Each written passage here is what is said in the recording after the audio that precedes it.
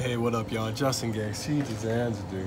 Oh man, before I start anything, got this little thing from Vegbed, and they wanted to extend an offer to you guys. So basically, they wanted to extend an offer to where if you want to try out any of their products, I'm gonna have to open this up. Hold on. I had to go fix my sprinkler real quick. As you can see, I'm kind of wet. Anyhow, Vegbed, they wanted to extend an offer to where if you wanted to use or try out any of their stuff, that they will give you about 20% off on your complete order.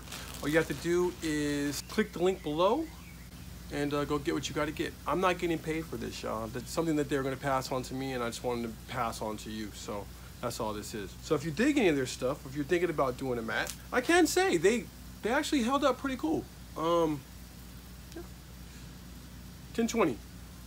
That's what I used. Bamboo fiber. Pretty cool stuff.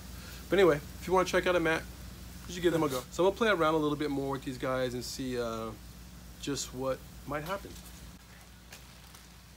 What I want to talk to you guys about today is moldy microgreen trays. Yo, it's happened again. Technically, today is the second time that we've had a pretty substantial mold outbreak in about a year. We don't really get that many of them. Normally around the time when it is getting, actually when we're transitioning into something, or when I've changed something, or when I've stopped doing something. This instance, I stopped doing something. I got romanticized into listening to just a lot of different people that are blessed enough to not have to wash microgreen trays. So I cut us off when we're washing microgreen trays, seeing that we haven't really had any kind of mold outbreak here in, like I said, about a year or so. So we stopped it. And as the weeks went by, little by little, I started noticing more and more mold. It's very, very small increments, right? But nevertheless, mold was here. And then eventually, boom, it just hit last week where we lost all of our brassica trays. All of them. Well, no, we kept 6. Right? Those are just in our 2-inch trays. This week, it's back. Not as bad, but we look like we're standing to lose this rack here,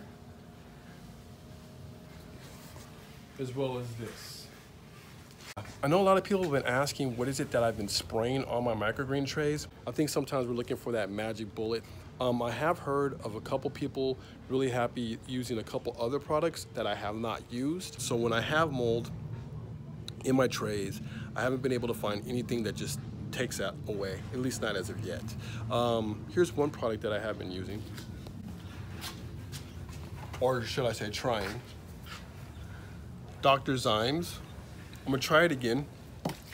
Now so far, I haven't had much luck with it, just seeing that. And to their credit, I haven't used it to full capacity either. And I think that's what I'm gonna do right now. Another thing that I'm gonna be using this week is food grade hydrogen peroxide. I've kind of played around with it in the past, but I think what I'm gonna end up doing is just like kind of playing with the ratios of hydrogen peroxide to distilled water and see what happens there. I know hydrogen peroxide will kill this stuff. If I add enough of it, hydrogen peroxide will burn the heck out of you. The 35% hydrogen peroxide that you can buy on Amazon, yeah, dude, that junk will jack you up. I know I can dial it up enough to where I can kill stuff in there. Basically, the goal is to kill the mold that's growing in there without killing the microgreens, right? So we can play around with some ratios there. I'm kind of looking forward to doing that. But even with that, you know, I think the most important thing is building in a consistent disinfecting of your trays. I think that's one of the biggest reasons to why you'll ever catch any kind of disease or get mold on your trays. That's one of the biggest reasons. And that's, like I said, something that we haven't been doing that much around here. We started again last week. So like last week, we lost about 36. This week it is a decline, and I'm pretty sure that we're gonna get rid of it altogether here pretty soon. A lot of times you can get it done with it just in that week, not this time around. We will get rid of it though. Another thing that I really have to keep in mind is during this time of year, I need to be pulling these microgreen trays out of the stacks almost as soon as they sprout to get that air going through them and start getting the whole circulation going. Because right now, they're in the perfect condition to grow mold. This is why I'm saying this. These trays, all mold free. This is why I can't blend a lot, right? Those seeds are the exact same seeds as these.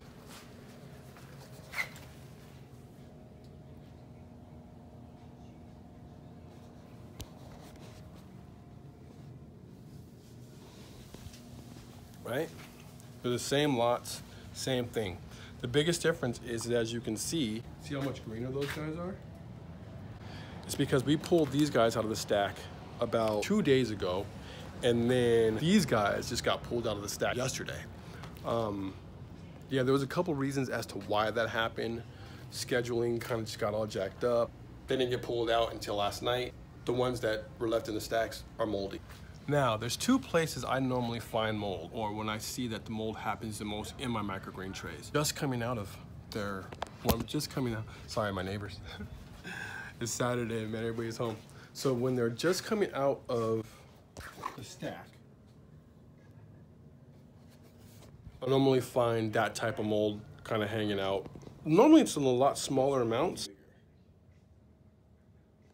So, and it's not as bad as last week either. Last week it was like the whole entire tray was just obliterated. This week it's like little patches within the tray. But anyhow, I normally find it during the sprouting phase and then in the canopy phase. Now in the sprouting phase, this is when we see this kind of mold. That's like normally like the more spider webby looking mold. That's way thicker. It's not the root hairs by any means. These are not root hairs. These are mold. They're white. They're way thick, and they like to kind of spider web. It's not like that. Just, I don't know, like a baby hair almost is what a root hair looks like to me. Like these are definitely like a spider web, a little bit different. But that's normally when I find those the most, is when it's during the sprouting phase.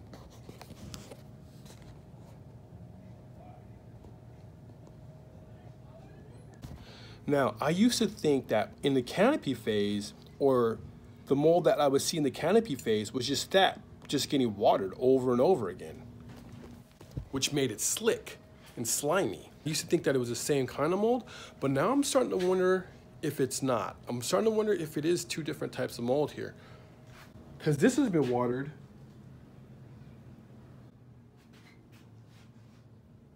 And it's still kind of wispy.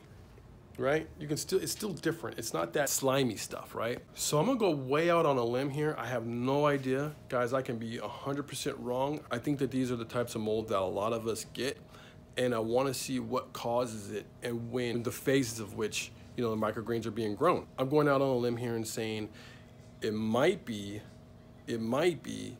more of a pH issue. Might be, again, I don't know this.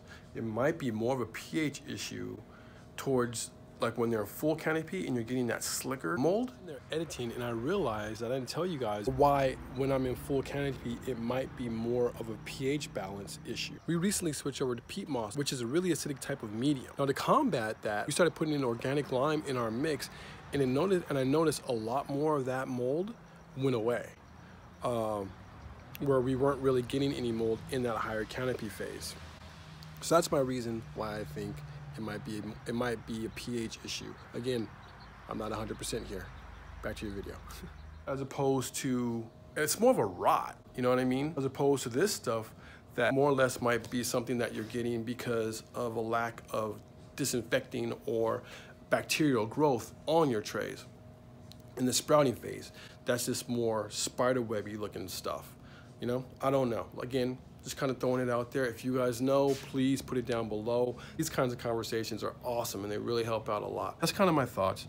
But those are my two major things right now at this moment that I am going to be working on more to eliminate any kind of mold before I go to any kind of spray. That being said, I do plan on playing around a little bit more with that Dr. Zymes, as well as the food grade hydrogen peroxide. Maybe we'll even do a side-by-side. Who knows? I mean, this is a perfect test right now. I got plenty of moldy trays. I have nothing to lose. Let's see if we can't figure something out with that. Anyway, hope this video helps y'all. Peace.